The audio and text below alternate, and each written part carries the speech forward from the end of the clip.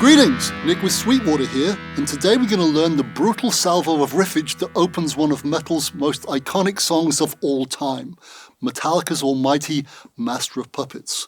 First we're going to learn this demonic sounding chromatic descent.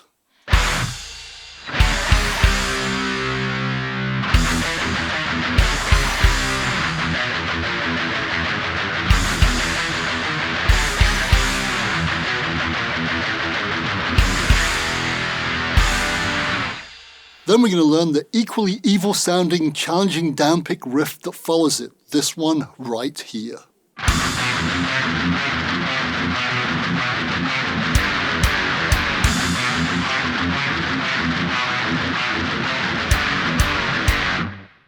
And this variant too, including how the intro ends before going into the verse riff.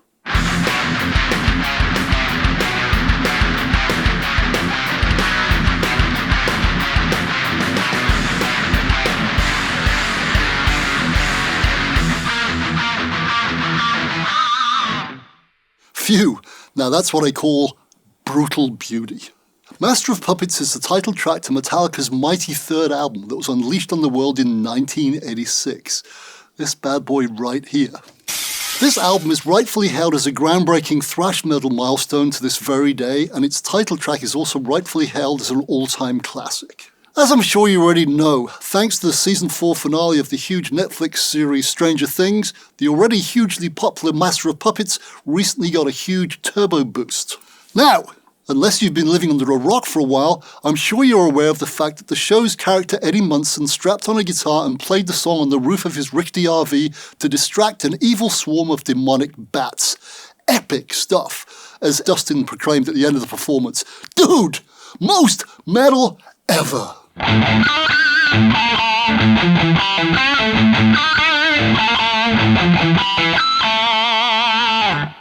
As the footage clearly proved, after months of practicing manically, Joseph Quinn, the actor who played Eddie Munson, managed to master the Master of Puppets riffs at Metallica's breakneck pace. An impressive feat. Well done, that man. No wonder Metallica have given the scene 2 enthusiastic thumbs up, or should I say, 2 enthusiastic horns up. What a way for a character to exit a show. None more metal indeed.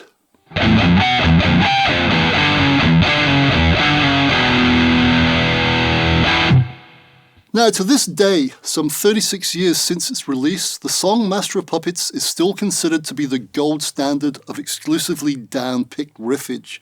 Yup, every note in the riffs I've just played is hit with a downstroke, aside from the few quick chord slides in the second and third riffs. Yes, my friend, no up-picking, hammer-ons or pull-offs are allowed. It's down-picking only! To that end, playing any of the riffs I've just shown you using alternate picking is a big no-no. The recorded version of Master of Puppets clocks in at a breakneck tempo of around 212 beats per minute. And as the riffs in question are played largely as eighth notes, that means an average speed of 424 downpicks a minute, or roughly, believe it or not, 7 downpicks a second. Pretty scary, huh? Now, to be honest with you, as opposed to lying, as we rush this lesson out due to the success of Stranger Things, I've just played the riffs at about 90% of Metallica's breakneck speed. It would definitely take me a few weeks or maybe 8 or 9 to build up my downpicking speed up to the speed and endurance of Mr. Hetfield's brutal level. And it's important for me to get the nuances right. Well, to the best of my ability anyway. Basically, at the speed I just played them at, I'm at a hair over 6 downpicks per second. 1 more to go and I'm there.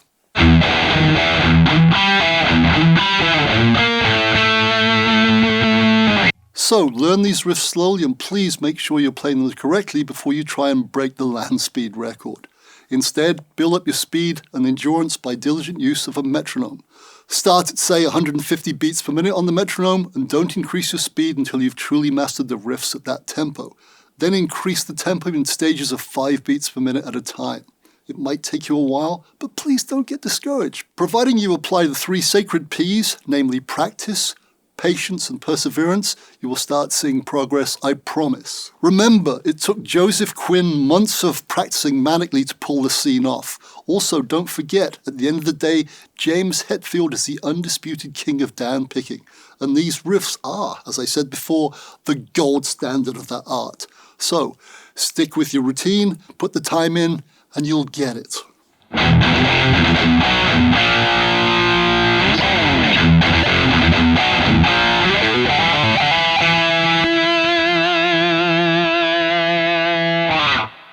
Now, before we learn the riffs, here's a few quick tips that may help you with your down-picking speed. Number 1, choke the pick up so not too much of it is sticking out. I find that doing this gives me better control. Less is more, if you will. Number 2, focus on picking from your wrist as opposed to from your elbow. I find that doing this helps tighten up my picking movement and also helps stop my forearm from tightening up, getting super tired, and sometimes even cramping up. Ouch. Number 3, try picking diagonally as opposed to straight up and down vertically. By doing this, you're effectively grazing the top of the strings rather than having to dig in and force your pick through them. James calls this gliding on the strings. If it works for him, hey, I'm in. Number 4, angle the tip of the pick slightly downwards towards the floor. When you do this, it ends up above the plane of the strings after each downstroke. This makes it a lot easier and quicker for you to get back for the next downstroke. Remember, every millisecond counts here. The YouTube picking guru, Troy Grady, calls this motion an upward pick slant. And if you haven't checked out his excellent Cracking the Code videos, I recommend them highly. They're game changers in my humble opinion. And lastly, number 5, try not to tense up your picking arm. Relax, darn it! That stated, let's learn riff 1 the James Hetfield way. The reason I say this? Well, if like countless folk like me, you bought this authorized tab book in the 80s, you may well have learnt it incorrectly. You might be playing it like this. This is wrong in here.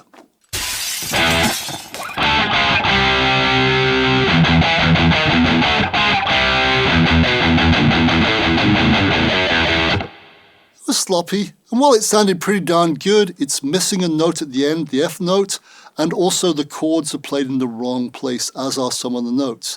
After watching countless videos, I can attest that this is not the way Mr. Hetfield plays this all-important opening riff. He plays all the single notes solely on the low E string, except for the power chords, of course, which obviously utilize the A and sometimes the D string too. And talking of power chords, Master of Puppets opens with these 4 beauties.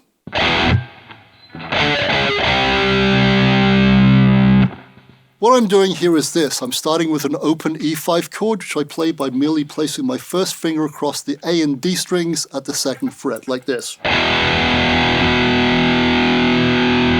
Then I move up to my first finger at the 10th fret on the low E and my little finger at the 12th, and play a D5 power chord like this. Then I move back a single fret to C sharp, then back another fret to C at the 8th fret and 10th frets on the E and A respectively. Now, the opening E5 is played staccato, which means you don't let it ring, so it's a short stab like this. To make this stab nice and clean, I not only relax the first finger of my fretting hand, I also bring my 2nd and 3rd fingers down lightly on the 3 low strings to stop them ringing. And at the same time, I also bring down the palm of my picking hand and lightly rest it over the bridge, so I'm doing a double-handed mute, if you will. So it's this. And talking of staccato, the D5 and also the C sharp 5 chords are also played that way, just like this.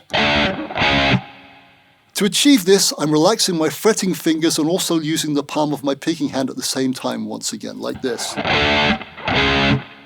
And when I relax my fretboard fingers, they don't leave the strings, they remain on them, they're just not pressing them down to the fretboard anymore. In summary, it's 3 staccato chords followed by a C5 that's allowed to ring, just like this.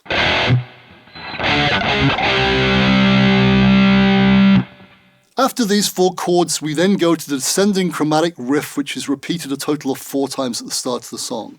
Here is the riff played slowly.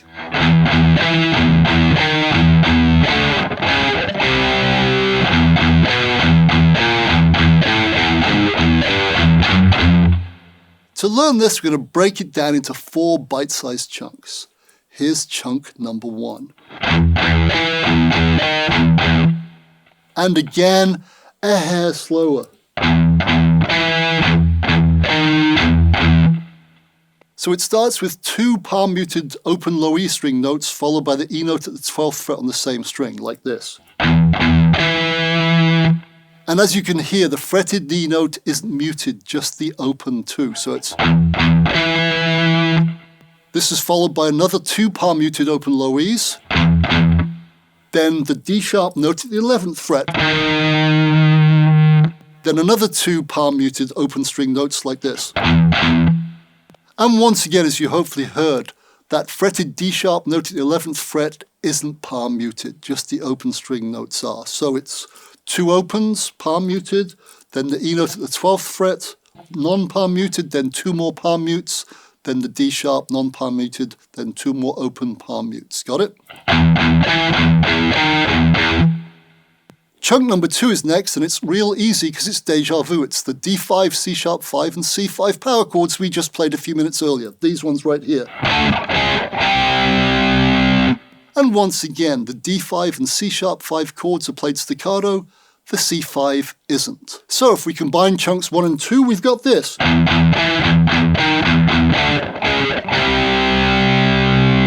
Next up is chunk number 3, and it consists of the following 8 notes.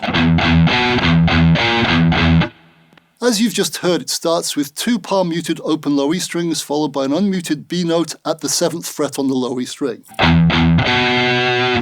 It's then followed by 2 more muted open low E's and then an unmuted B flat at the 6th fret on the same string. And then it finishes with another pair of muted open low E string notes. So here is chunk 3. Cool, we're nearly there. So if we add chunks 1, 2, and 3 together, we now have this.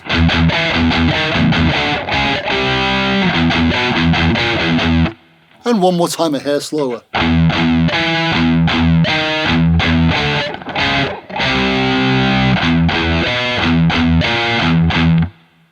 Cool, we're nearly there. We're nearly done with riff number 1.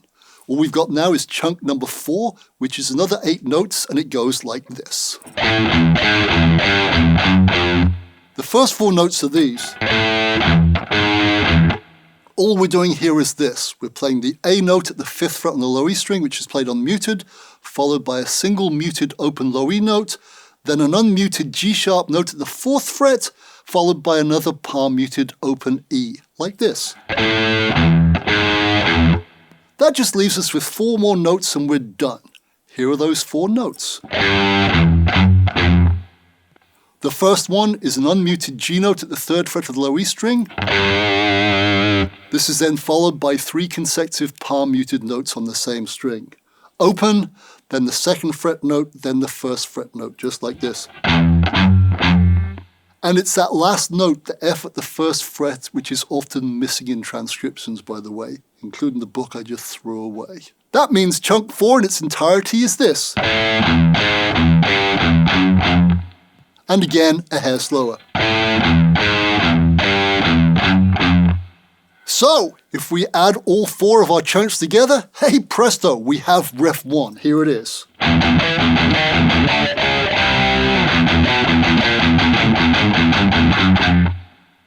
And here it is a hair slower.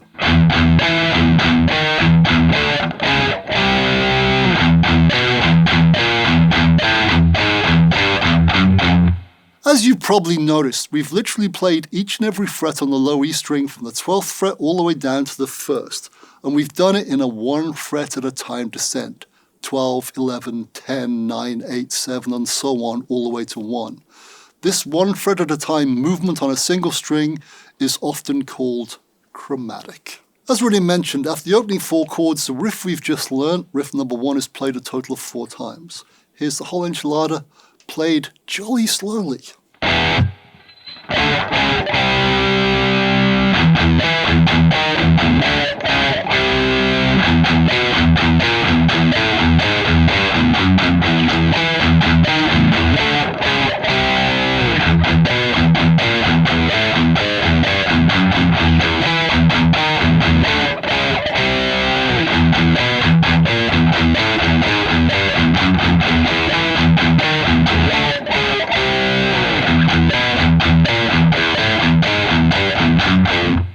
And please remember, guitar playing isn't a race or a competition, and there are no shortcuts either. The only way to get better is, wait for it, practice consistently.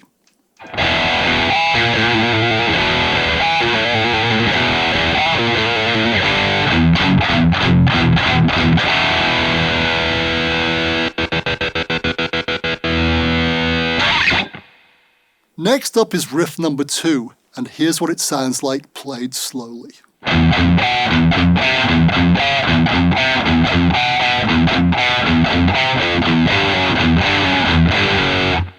Once again, we're going to break this into bite-sized chunks, and I'm going to call them parts 1 and parts 2. Here's part 1, which consists of 16 notes.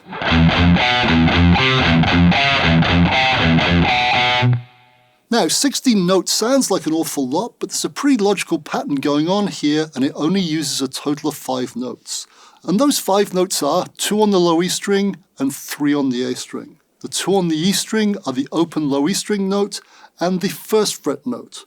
The 3 on the A string are at the 2nd, 3rd, and 4th frets. And what we're going to do here is assign 1 fretboard finger to each note. Our first finger has the 1st fret on the low E string, while fingers 2, 3, and 4 have the 2nd, 3rd, and 4th fret notes on the A string respectively, like this.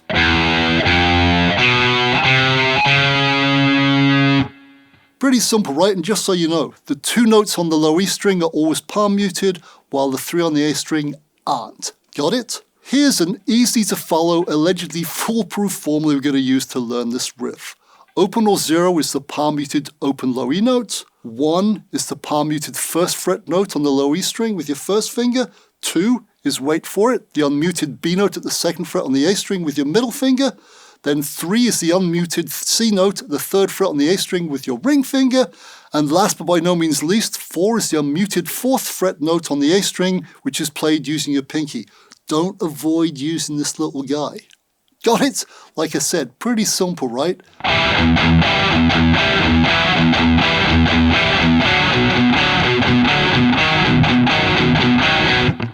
Here's how the first 12 notes of part 1 of riff 2 goes. And we're going to learn this 3 notes at a time using our 0, 1, 2, 3, 4 formula. Here goes. You ready? The first 3 notes are these. Open, 1, 2. The next 3 are these. Open, 1, 3. The next 3 are open, 1, 4. Then back to the open 1, 3. That's 4 times 3, which is 12. And here they are again.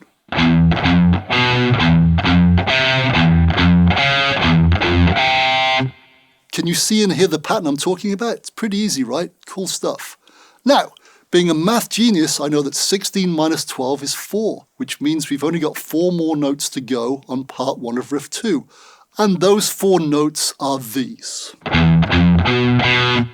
As you've just seen, using our formula again, it's just open, 1, and then 2 twice. So if we add those 4 to the first 12, we have all of part 1 of riff 2, and it sounds like this.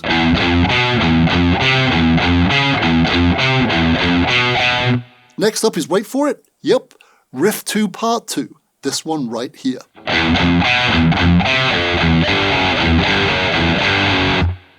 I'm going to break this one down into 2 8-note chunks. Here's chunk number 1 of part 2. As it so happens, the first 6 notes are exactly the same as the first 6 of part 1 of the riff, namely this, open 1, 2, open 1, 3, just like this. That just leaves us with 2 more, and they are these, 1, 0. So we're just flipping the 0-1 pattern to 1-0. So if I add these last 2 to the first 6 we've just learnt, then these are the 8 notes that make up chunk 1 of part 2. Next up is chunk 2. And again, a little slower. All we're doing here is playing a G5 power chord on the low E and A strings like this. And as you can see, it's the 3rd fret on the low E with my 1st finger, and then the 5th fret of the A with my pinky. You could use your third finger if you like, whatever floats your boat. Having done this, we then hold the chord down and slide it back 1 fret without picking again to sound the F sharp chord, which is at the 2nd and 4th frets respectively on the E and A strings. So what we're doing is this. Hit the power chord, hold it down, slide back 1 fret, just like this. Then having done that, I merely hit an open low E string note, which of course is palm muted.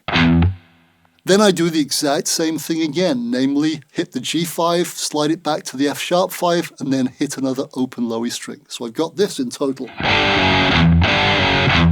So that's 6 of our 8. The last 2 is merely the chord slide again. So I hit the G5 and slide back to F sharp 5, and then we're done. So it's this.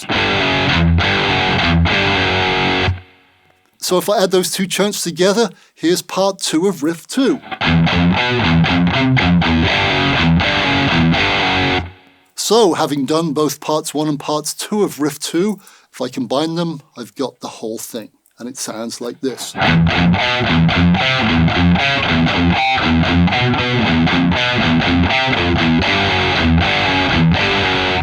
And again, a little faster.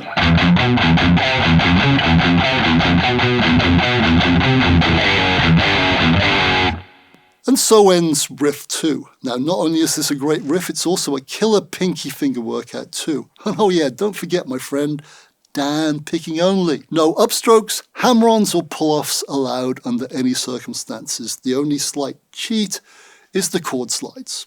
Now in the song, riff 2 is played twice, then the drums kick in and we hear riff 3. Here it is played slowly.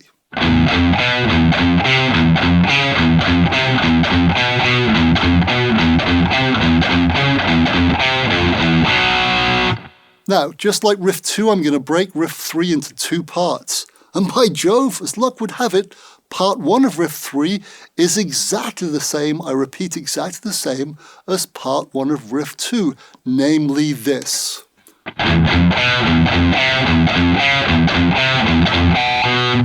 Nice, so it's 012, 013, 014, 013, 0122. That just leaves us with part 2, which consists of 14 notes and a power chord. And part 2 sounds like this.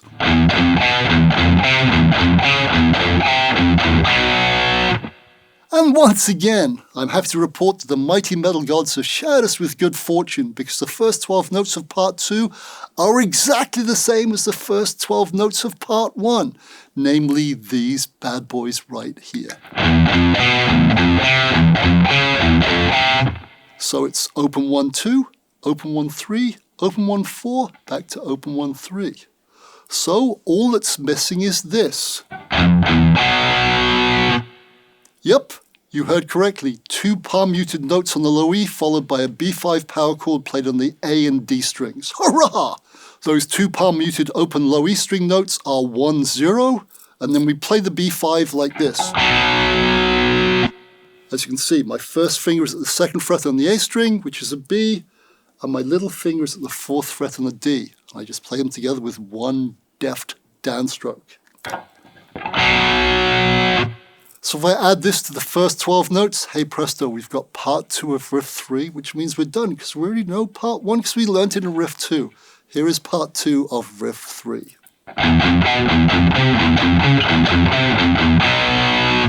Nice, so let's add parts 1 and parts 2 of riff 3 together. We've got this.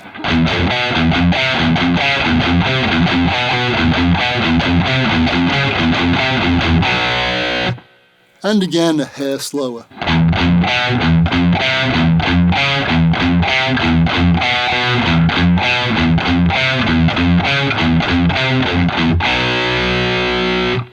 Now in the song, after riff 3, riff 2 is played again, so we've got this.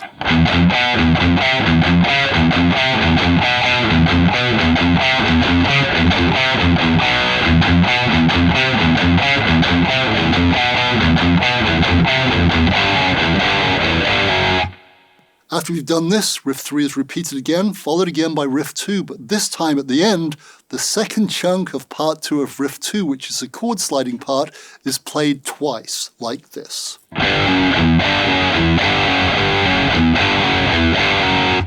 Got it? 2 times that.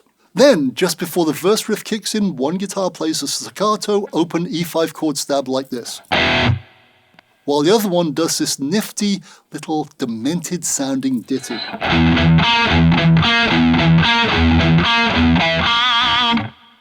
All I'm doing here is repeating a 3-note pattern 5 times, and those 3 notes in question are a palm muted low E string, then a palm muted E note at the 7th fret on the A string, then an unmuted B flat note at the 8th fret on the D string. Together they sound like this. And like I've said, once you've got this down, you repeat it a total of 5 times like this. And remember, once again, down pick this one as well. No upstrokes allowed. Here is the epic Master of Puppets intro in its entirety, played really, really slowly so you can hear how it all goes together. Here we go. Wish me luck.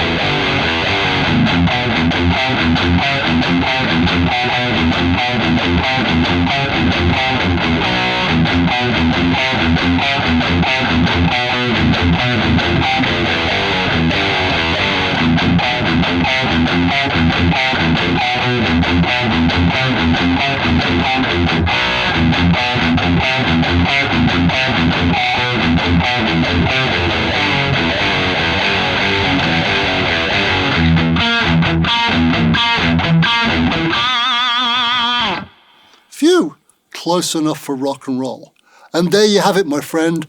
A brutal bounty of classic, down-picked Metallica riffage that will work out both hands, impress your friends, and also attract demonic bats should the need ever arise.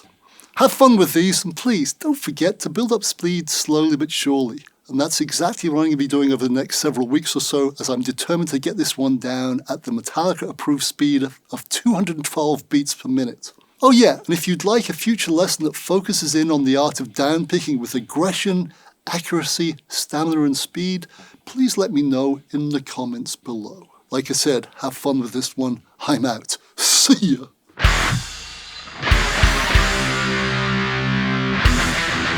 Thank you so very much for watching. Please don't forget to like, comment nicely please, and subscribe. Click here for more videos like this, or go to sweetwater.com for all your music instrument and pro audio needs. Goodbye, and watch out for those darn bats.